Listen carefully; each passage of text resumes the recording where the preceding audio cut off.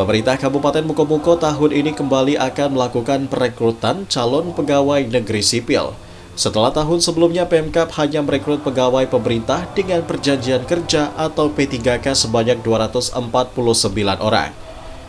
Dengan rincian 109 tenaga kesehatan, 109 tenaga pendidik, dan 31 orang untuk tenaga teknis, seperti penyuluh pertanian, damkar, asiparis, dan pengelola barang dan jasa.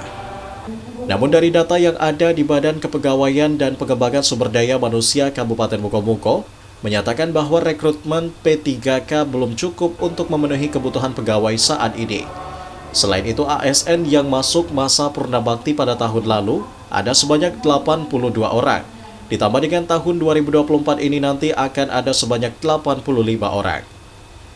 Disampaikan Niko Hafri selaku Kabid Pengadaan Pengembangan SDM dan Pembinaan ASN BKPSDM Kabupaten Mukomuko. Yang mengungkapkan saat ini pihaknya masih menghitung jumlah real yang dibutuhkan. Dan pihaknya sudah menyiapkan surat untuk seluruh OPD agar mendata kebutuhannya. Setelah itu, baru nanti akan ditetapkan formasi serta usulan ke Kemenpan RB. Tahun 2024 berdasarkan surat Menpan terbaru terkait dengan pengusulan formasi tahun 2024, memang sudah ada arahan kepada instansi pemerintah daerah untuk segera menyiapkan usulan formasi sampai dengan tanggal 31 Januari 2024 ini. Yang mana terdiri dari P3K, yang mana kualifikasi pendidikannya adalah minimal bisa sampai jenjang pendidikan SD terendah sampai dengan yang tertinggi. Dan itu dikhususkan untuk pelamar yang masa kerjanya atau umur lebih dari 35 tahun. Dan untuk PNS itu diarahkan kepada mereka yang masih di bawah 35 tahun atau lulusan yang masih fresh graduate. Mungkin kita sudah akan mengusulkan kepada OPD-OPD untuk segera melakukan usulan prioritas ASN yang akan mereka usulkan. Sama halnya di Kabupaten Kepahyang, rekrutan CPNS tahun 2024 juga akan dilakukan.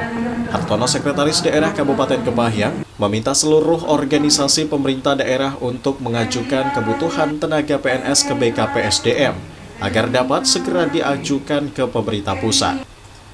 Ia menegaskan kebutuhan ASN tenaga fungsional, pembendaharaan hingga tenaga perencanaan yang saat ini masih banyak mengalami kekurangan.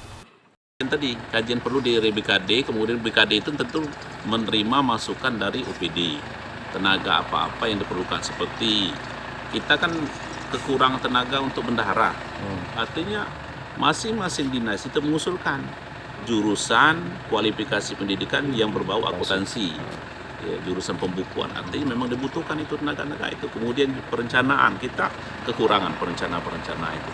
Kemudian tenaga fungsionalnya lainnya yang sesuai dengan kompetensi yang diperlukan oleh OPD yang bersangkutan. Ada beberapa formasi Pak Sekda yang akan dihasilkan tahun 2024. Makanya perlu ada kajian dulu. Ya, belum bisa kita jawab sekarang. Tapi kita akan mengusulkan. Tapi kita akan mengusulkan. Menerima masukan dulu, kajian, kemudian baru kita usulkan.